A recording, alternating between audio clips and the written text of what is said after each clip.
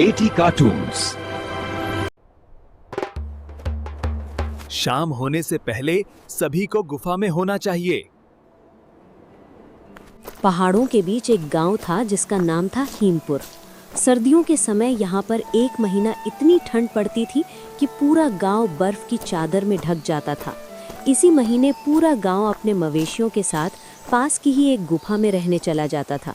क्यों रे मगंतु, पोटली बांध ली? देख नहीं रहा आज आसमान का रंग कैसा मटमैला हो रहा है? शाम होते होते बर्फ के भारे गिरने लगेंगे। हाँ काका, सब तैयारी है, बस धनिया चूल्हे की राख ठंडी कर रही है। पर काका, हर साल मेरा मन कहता है कि इस बार इसी पक्के मकान में रुक जाऊं। इतनी मेहनत से ईंट गारे का घर बनाया है और कड़ाके की ठंड में हम सब चूहों की तरह गुफा में जाकर दुबक जाते हैं। बेटा मगंतु, ये घर ईंट गारे के हैं, पर ये हिमपुर की उस बर्फीली चुड़ैल बर्फानी तूफान को नहीं झेल सकते, जो रातों रात घरों को बर्फ की कब्र बना देती है। ये हमारे पुरखों की रीत नहीं, उनकी दी हुई जान बचाने की तरकीब है। वो गुफा नहीं है, वो धरती माँ की गोद है। वहाँ ना हवा पहुँचती है, ना बर्फ की मार। वो तो ठीक है काका, पर सुना है इस बार गांव का नया मुखिया गजराज कह रहा है कि वो गुफा में नहीं जाएगा। वो कहता है कि उसके पास शहर से लाए हुए गर्म हीटर और मोटे कंबल हैं। गजराज? वो तो नया नया रईस बना है। लालच और घमंड ने उसकी आंखों पर पर्दा डाल दिया है। पहाड़ की ठंड बिजली के हीटर से नहीं, धरती की गर्मी से कटती है। देख लेना, अगर वो नहीं माना तो इस बार प्रकृति उसे ऐसा सबक सिखाएगी कि उसकी 7 पुश्तें याद रखेंगी। गजराज इस गांव का मुखिया था। उसने गांव में सबसे ऊंची हवेली बनाई थी। उसे अपनी धन दौलत पर बहुत गुमान था। जब गांव के लोग अपनी गाय भैंसों और बोरिया बिस्तरों को लेकर गुफा की ओर प्रस्थान करने लगे तो गजराज अपनी हवेली के छज्जे पर खड़ा होकर हंसने लगा। अरे ओ दरिद्रों, कहाँ चले सबके सब? गुफा में चमगादड़ों के सब सोने। देखो मेरी इस हवेली को, इसमें शहर से लाए कांच लगे हैं, इसके भीतर मैंने हीटर लगवाए हैं। तुम सब पिछड़े ही रहोगे। जिसे ठंड लगे वो आए मेरी हवेली में, पर किराया लगेगा। मुखिया जी, ये घमंड अच्छा नहीं। पहाड़ जब अपनी पर आता है तो बड़े बड़े महल ताश के पत्तों की तरह ढह जाते हैं। अभी भी वक्त है, जिद छोड़िए और गांव वालों के साथ चलिए। अरे ओ धनिया, अपनी नसीहत अपनी पोटली में रख, मुझे सिखाने चली है? जा अपनी उस अंधेरी गुफा में जाकर मिट्टी सूंघ। मैं तो यहाँ मखमल के गद्दों पर सोऊंगा। हीमपुर का नियम था, जैसे ही गांव के मंदिर का बड़ा शंख बजेगा, हर प्राणी को गुफा की तरफ चल देना चाहिए। शाम के 4 बज रहे थे। हवा की रफ्तार इतनी बढ़ गई, मंदिर के पुजारी ने शंख उठाया और उसकी गूंज पूरे पहाड़ में फैल गई। चलो धनिया, देर मत करो, पुजारी जी ने संकेत दे दिया है। सब लोग अपनी अपनी मशालें जला लो। गुफा के द्वार पर पहुंचकर हमें अग्निदेव की पूजा करनी है। गजराज को उसके हाल पर छोड़ दो। जिसकी मति मारी गई हो उसे भगवान भी नहीं बचा सकता। पूरा गांव, जिसमें छोटे बच्चे, बूढ़े और पालतू जानवर भी शामिल थे, धीरे धीरे उस विशाल गुफा की ओर बढ़ने लगे। उधर गांव में गजराज ने अपनी हवेली के सारे दरवाजे बंद कर लिए और हीटर चलाकर सो गया। जैसे ही गांव का आखिरी आदमी गुफा के भीतर दाखिल हुआ, पुजारी जी ने पत्थर का एक भारी दरवाजा बंद कर दिया। मगंतु, हर साल यहाँ आती हूँ, पर हर बार ऐसा लगता है जैसे किसी राजा के महल में आ गई हूँ। देखो इन पत्थरों की चमक तो देखो। हाँ धनिया, ये हमारे पुरखों की समझदारी है। बाहर धरती जम रही है, पर यहाँ की दीवारों से जो गर्माहट निकल रही है वो किसी मखमल के कंबल से कम नहीं है। पहाड़ के भीतर की गर्मी दीवारों को गुनगुना रखती थी। गुफा के बीचों बीच एक बहुत बड़ा मैदान था, जहाँ पूरा गांव अपने अपने परिवार के साथ गया था। वहाँ मशालें जल रही थी और पीतल के बर्तनों में खाना बनाने की तैयारी होने लगी। सुनो रे गांव वालों, नियम वही पुराने रहेंगे। कोई भी अकेले बाहर जाने की कोशिश नहीं करेगा। रात को बारी बारी से पहरा दिया जाएगा ताकि मशालें बुझने ना पाएं। और सबसे जरूरी बात, सब अपने अपने बच्चों का ध्यान रखेंगे। काका, मुखिया गजराज का क्या होगा? वो तो अपनी हवेली में हीटर जलाए बैठा है, क्या वो बच पाएगा? लोहे और पत्थर की दीवारें बर्फ की उस ताकत को नहीं जानती। जब आसमान से बर्फ गिरती है तो वो सिर्फ गिरती नहीं, वो वजन बनकर छतों को दबा देती है। गजराज ने अपनी हवेली तो ऊंची बना ली, पर उसे अपने घमंड के आगे कुछ दिख ही नहीं रहा था। ईश्वर उसे सद्बुद्धि दे। काका, मैंने सुना है कि जब बाहर तूफान आता है तो इस गुफा की दीवारों से एक अजीब सी संगीत जैसी आवाज आती है। क्या ये सच है? हाँ बेटा, इसे हमारे पुरखे पहाड़ का गाना कहते हैं। जब बाहर हवा बहुत तेज होती है तो गुफा के ऊपरी छेदों से गुजरते समय वो बांसुरी जैसी आवाज पैदा करती है। अगर आवाज मीठी हो तो समझो बर्फ कम गिरे भी, पर अगर आवाज दहाड़ने जैसी हो तो समझो बाहर कयामत आने वाली है। उधर गांव में जिसे लोग अब खाली छोड़ आए थे, वहां कुदरत का तांडव शुरू हो चुका था। गजराज अपनी आलीशान हवेली के ड्राइंग रूम में बैठा था। उसके सामने 3 बिजली के हीटर जल रहे थे। अरे सुनती हो, हीटर की गर्मी कहाँ जा रही है? ये खिड़कियाँ इतनी आवाज क्यों कर रही हैं? ऐसा लग रहा है जैसे कोई बाहर से हथौड़े मार रहा हो। जी, मुझे बहुत डर लग रहा है। बाहर तो कुछ दिख ही नहीं रहा, सिर्फ सफेद चादर बिखरी है। और देखो, बिजली के तार हवा में कैसे नाच रहे हैं। अरे ये बिजली कहाँ चली गई? मुनीम, मुनीम देखो, जनरेटर क्यों नहीं चला? सेठ जी, जनरेटर का तेल जम गया है। बाहर इतनी ठंड है कि लोहे का पाइप भी फट गया है। हीटर बंद हो गए हैं। अंधेरा होते ही गजराज की हवेली किसी ठंडे मुर्दा घर जैसी लगने लगी। भारी बर्फ की तहें छज्जों पर जमा होने लगी थीं। उधर गुफा के भीतर अचानक एक तेज आवाज गूंजने लगी। काका, ये कैसी आवाज है? ऐसा लग रहा है जैसे कोई शेर दहाड़ रहा हो। ये वही संगीत है मगंतु, पहाड़ दहाड़ रहा है। इसका मतलब है बाहर बर्फ गिरना शुरू हो गई है। आज रात गांव के कई घर बर्फ के नीचे दब जाएंगे। हे भगवान, हमारे मवेशी और हमारी झोपड़ियां रक्षा करना। घर फिर बन जाएंगे धनिया, पर जान बचाना सबसे बड़ी बात है। पता नहीं गजराज किस हालत में होगा। आधी रात बीत चुकी थी। गांव हीमपुर अब नक्शे से गायब हो चुका था, क्योंकि 10 फीट ऊंची बर्फ की परत ने हर रास्ते और हर मुंडेर को निगल लिया था। मुखिया गजराज की हवेली अब एक सफ़ेद चादर से ढक चुकी थी। नहीं, ये नहीं हो सकता। मुनीम, आग जलाओ, मेज तोड़ दो, कुर्सियाँ जला दो, पर आग बुझनी नहीं चाहिए। मेरे पैर पत्थर हो रहे हैं, मुझे कुछ महसूस नहीं हो रहा। सेठ जी, लकड़ियाँ गीली हो चुकी हैं। छत से बर्फ का पानी रिस रहा है। हीटर तो कब के खराब हो गए। अब ये दीवारें हमें कुचल देंगी। देखिए, छत के बीच पे दरार आ गई है। मैंने कहा था कि गांव वालों के साथ गुफा में चलो, पर आपने अपनी हवेली और कांच की खिड़कियों को भगवान समझ लिया। बचाओ, कोई है? रामदीन काका, मगंतु, मुझे बचा लो। मैं हार गया, मेरी दौलत मुझे नहीं बचा पा रही। उधर गुफा के भीतर जहां सन्नाटा था, वहां गजराज की वो धुंधली सी चीख पहाड़ की दरारों से होती हुई रामदीन काका के कानों तक पहुंची। उठो उठो, सबको कुछ सुनाई दिया? क्या काका, बाहर तो सिर्फ हवा का शोर है। नहीं, ध्यान से सुनो, वो हवा नहीं, किसी इंसान की चिल्लाने की आवाज है। गजराज, वो संकट में है। मुझे ऐसा लगा ये उसी की आवाज है। पर काका, अब क्या करें हम? बाहर जाना मौत को दावत देना है। कोहरा इतना है कि हाथ को हाथ नहीं सुझाई देता, और बर्फानी हवा तो इंसान को खड़े खड़े मूर्ति बना देगी। बेटी, गजराज भले ही घमंडी था, पर वो हमारे गांव का हिस्सा है। हमारे पुरखों ने सिखाया है कि गुफा में सिर्फ खुद को बचाने नहीं आते, बल्कि गांव की रक्षा के लिए आते हैं। मगंतु, क्या तुझ में साहस है? क्या तू अपने भाई को बचाने निकलेगा? काका, आप सही कहते हैं। इंसानियत का धर्म सबसे बड़ा है। अगर आज हम उसे नहीं बचाएंगे तो इस गुफा की दीवारें हमें कभी माफ नहीं करेंगी। कौन कौन चलेगा मेरे साथ?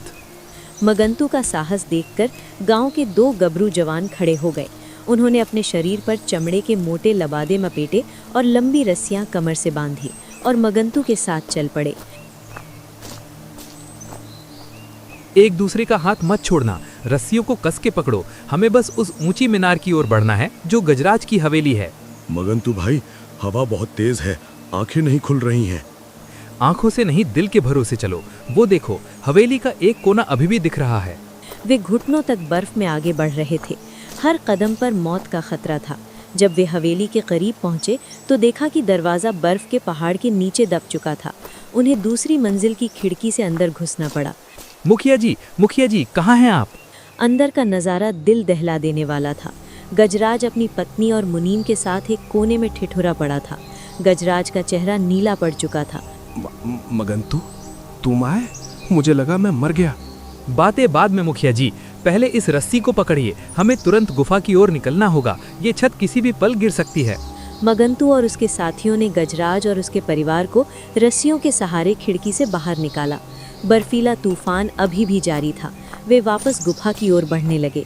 मगंतु और उसके साथी गजराज को गुफा के भीतर ले तो आए, लेकिन जैसे ही उसे जमीन पर लिटाया गया, मुखिया जी आंखें खोलो, देखो हम गुफा में आ गए हैं। यहाँ आँच है, यहाँ गर्मी है। मुखिया जी। देर हो गई मगंतु, कड़ाके की ठंड ने इसके प्राण सोख लिए हैं। ये अब हमारे बीच नहीं रहा। गुफा में मातम छा गया। गजराज की पत्नी के विलाप से गुफा की दीवारें कांप उठी। रुको, एक रास्ता है। गजराज का शरीर मृत है, पर इसकी आत्मा अभी भी इसी गुफा में भटक रही है। ऊपर नीलकंठ की सबसे ऊंची चोटी पर, जहां बर्फ कभी नहीं पिघलती, वहां बर्फानी बाबा तपस्या कर रहे हैं। उनके पास संजीवनी काई है। अगर वो मिल जाए तो ठंडे पड़े चुके लहू में फिर से उबाल आ सकता है। पर पुजारी जी, उस चोटी पर जाना तो साक्षात यमराज के गले लगने जैसा है। इस तूफान में वहां कौन जाएगा? जो अपने भाई के लिए जान की बाजी लगा सके वही जा सकता है। मगंतु ने एक क्षण भी बर्बाद नहीं किया। उसने अपनी कमर में कुल्हाड़ी बांधी और अकेले ही उस बर्फीले नरक की ओर चल पड़ा। 3 घंटे की कड़ी मशक्कत और कई बार मौत के मुंह से वापस आने के बाद मगंतु उस शिखर पर पहुंचा। वहां एक छोटी सी बर्फ की गुफा के बाहर। अरे ओ मगंतु, रुक जा, क्यों अपनी जान जोखिम में डाल रहा है? देख, नीचे हजारों फुट गहरी खाई तेरा इंतजार कर रही है। तू मुझे डरा रही है या लालच दे रही है? चाहे जो भी हो, आज मैं मौत के डर से बड़ा होकर यहाँ आया हूँ। हट जा मेरे रास्ते से। सोच मगंतु, गजराज मर गया तो तू गांव का सबसे बड़ा आदमी बनेगा। उसकी दौलत, उसकी जमीन सब तेरी हो सकती है। बस एक कदम पीछे खींच ले और लौट जा अपनी झोपड़ी में। दौलत से पेट भरता है पर आत्मा नहीं। गजराज मेरा दुश्मन नहीं, मेरे गांव का अंश है। अगर आज मैं उसे छोड़ दूं तो पहाड़ मुझे कभी माफ नहीं करेगा। मुझे उसकी दौलत नहीं, उसकी सलामती चाहिए। तभी अचानक धुंध में बाबा जी दिखाई देते हैं। मगंतु भागकर बाबा के पैरों में गिर जाता है। बाबा, रक्षा कीजिए। हिमपुर का मुखिया गजराज मौत की नींद सो गया है, उसे जीवन दान दीजिए। इस शिखर पर केवल वही आता है जिसे अपनी जान की परवाह न हो। तू एक पापी के प्राण मांगने आया है? क्या तुझे पता नहीं कि नियति अपना खेल खेल चुकी है? जानता हूँ बाबा, पर नियति में माफ करने की गुंजाइश भी तो होती है। मुखिया घमंडी था, पर आज उसका पूरा परिवार और गांव उसकी सजा भुगत रहा है। उसे एक मौका और दीजिए। जीवन मुफ्त में नहीं मिलता बालक। अगर तू उसे जीवित देखना चाहता है तो तुझे अपना एक हाथ या अपनी एक आंख मुझे यहीं दान करनी होगी। क्या तू उम्र भर अपाहिज रहने को तैयार है? बाबा, अगर मेरे एक अंग के जाने से एक इंसान की सोच बदल सकती है और उसका परिवार उजड़ने से बच सकता है, तो मेरी आंख या हाथ स्वीकार कीजिए। निकाल लीजिए जो आपको चाहिए। तेरी आंखों में ममता है और इरादों में पहाड़ जैसी मजबूती। मुझे तेरा कोई अंग नहीं चाहिए, मुझे बस तेरे त्याग की गहराई मापनी थी। तू इस परीक्षा में सफल हुआ मगंतु। तो क्या वो बच जाएगा? जड़ी बूटी कहाँ मिलेगी बाबा? वो देख, उस पत्थर पर जमी नीली काई, वह साधारण वनस्पति नहीं है, वह पहाड़ का अमृत है। इसे ले जाओ और उसे पिला देना। उसका जम चुका खून फिर से दौड़ने लगेगा। आपका कोटि कोटि धन्यवाद बाबा, मैं इसे अभी लेकर जाता हूँ। ठहर, एक बात याद रखना, ये बूटी उसे जिंदा तो कर देगी, पर अगर उसने होश में आने के बाद फिर से किसी गरीब का दिल दुखाया या अपनी दौलत पर घमंड किया तो वह उसी क्षण पत्थर का बुत बन जाएगा। जा, रेत की घड़ी समाप्त होने वाली है। मगंतु ने काई समेटी और काल सीढ़ी से नीचे की ओर ऐसी दौड़ लगा दी जैसे उसके पैरों में पंख लग गए हों। उधर गुफा के भीतर सन्नाटा और मातम बढ़ता जा रहा था। रेत की आखिरी बूंद गिर चुकी है। लगता है मगंतु तूफान की भेंट चढ़ गया। अब गजराज को कोई नहीं बचा सकता। नहीं काका, मेरा मगंतु पहाड़ का बेटा है, उसे कुछ नहीं हो सकता। वो देखो, वो आ रहा है। गुफा का द्वार खुला और मगंतु लहूलुहान हालत में अंदर गिरा। उसने कांपते हाथों से नीली काई पुजारी जी की ओर बढ़ाई। पुजारी जी, मिल गई, ये लीजिए, जल्दी कीजिए। मगंतु जैसे ही गुफा के भीतर गिरा, पुजारी जी भागकर उसके पास पहुंचे। मगंतु का हाथ कसकर बंद था। पुजारी जी ने उसकी उंगलियां खोली तो अंदर वही नीली काई थी। मगंतु रे, तू तो कमाल कर दिया। तू सच में मुखिया के लिए जड़ी बूटी ले आया। धनिया, ओ धनिया, जल्दी से गर्म पानी ला, एक पल की भी देरी हुई तो अनर्थ हो जाएगा। काका, ये लीजिए, बाबा ने कहा है कि इसे पिलाते ही शरीर में आग दौड़ने लगेगी, पर मुखिया का मन साफ होना चाहिए। पुजारी जी ने झटपट जड़ी बूटी को गर्म पानी में उबाला। उसका रंग एकदम सुनहरा हो गया। उन्होंने एक चम्मच दवा मुखिया के मुंह में डाली। सब लोग सांस रोककर खड़े हो गए। काका, मुखिया जी का शरीर तो एकदम पत्थर जैसा ठंडा है। क्या ये दवा काम करेगी? चुप रह मुनीम। मगंतु, तू आ गया। तू ही इसे आवाज दे, तेरी आवाज ये पहचानता है। मुखिया जी, ओ मुखिया जी, आंखें खोलो, देखो मैं तुम्हारे लिए पहाड़ से दवा लाया हूँ। अपनी बिटिया के लिए जाग जाओ, उठो भाई, अब और मत डराओ। दवा गले से नीचे उतरते ही मुखिया के शरीर में एक झटका लगा। उसका हाथ धीरे से हिला। देखो देखो, मुखिया जी की उंगलियां हिली। अचानक मुखिया गजराज ने एक गहरी सांस ली और हड़बड़ाकर उठ बैठा। उसकी आंखें लाल थीं और वो बुरी तरह कांप रहा था। पानी, पानी। मगंतु, मैं कहाँ हूँ? मुझे बहुत डर लग रहा था। ऐसा लगा जैसे मैं बर्फ के नीचे दब गया हूँ। शांत हो जाओ मुखिया जी, अब आप गुफा में हो, बिल्कुल सुरक्षित। मगंतु, मुझे वो बर्फीला तूफान याद है। मैं अकेला चिल्ला रहा था पर कोई नहीं था। फिर लगा जैसे किसी ने मेरा हाथ पकड़कर खींच लिया। क्या वो तुम थे? हाँ मुखिया जी, बाबा की कृपा थी कि मैं सही समय पर पहुंच गया। मगंतु, मुझे माफ कर दे भाई। मैंने तुझे बहुत बुरा भला कहा। अपनी हवेली के घमंड में मैंने तुम सबको छोटा समझा, पर आज इसी गुफा ने और तुम सब लोगों ने मेरी जान बचाई है। गजराज, ये तुम्हारा नया जन्म है। मगंतु अपनी जान पर खेलकर तुम्हारे लिए दवा लाया है। भाई, तूने मुझे वो दे दिया जो मेरा पैसा नहीं बचा सकता था। ये सांसें तेरी दी हुई हैं। अब ये घमंडी गजराज मर गया। अब मैं तुम्हारी तरह सीधा इंसान बनूंगा। बस मुखिया जी, रो मत, अब सब ठीक है। बाबा ने कहा है कि अब कभी घमंड मत करना, वरना ये शरीर फिर से पत्थर बन जाएगा। अब कभी नहीं मगंतु, कभी नहीं। गुफा में खुशी की लहर दौड़ गई। मुखिया अब ठीक था, पर उसका घमंड हमेशा के लिए टूट चुका था। अब बस इंतजार था सुबह होने का। जैसे ही सुबह हुई, उठो रे गांव वालों, देखो सूरज देव निकल आए हैं। कड़ाके की ठंड विदा हो गई है, बर्फ पिघल रही है। पूरा गांव गुफा से बाहर निकला। चारों तरफ बर्फ की सफेद चादर थी, पर अब उसमें वो जानलेवा ठंड नहीं थी। धूप इतनी मीठी थी कि लोगों के चेहरे खिल उठे। सब अपने अपने घरों की ओर भागे। मगंतु, देखो अपनी झोपड़ी तो बच गई, पर मुखिया जी की वो ऊंची हवेली, वो तो आधी ढह गई है। सबने देखा गजराज की आलीशान हवेली का एक बड़ा हिस्सा बर्फ के बोझ से गिर चुका था। कांच की खिड़कियां चकनाचूर थीं। सेठ जी, सब बर्बाद हो गया। आपकी लाखों की हवेली मिट्टी में मिल गई। चुप कर मुनीम, कुछ बर्बाद नहीं हुआ। जो ईंटों का था वो गिर गया, जो इंसानियत का था वो बच गया। मगंतु भाई, इधर आओ। जी मुखिया जी। आज से मुझे मुखिया मत कहना, मैं तो बस तुम्हारा भाई हूँ। रामदीन काका, पूरे गांव को इकट्ठा करो, मुझे एक बात कहनी है।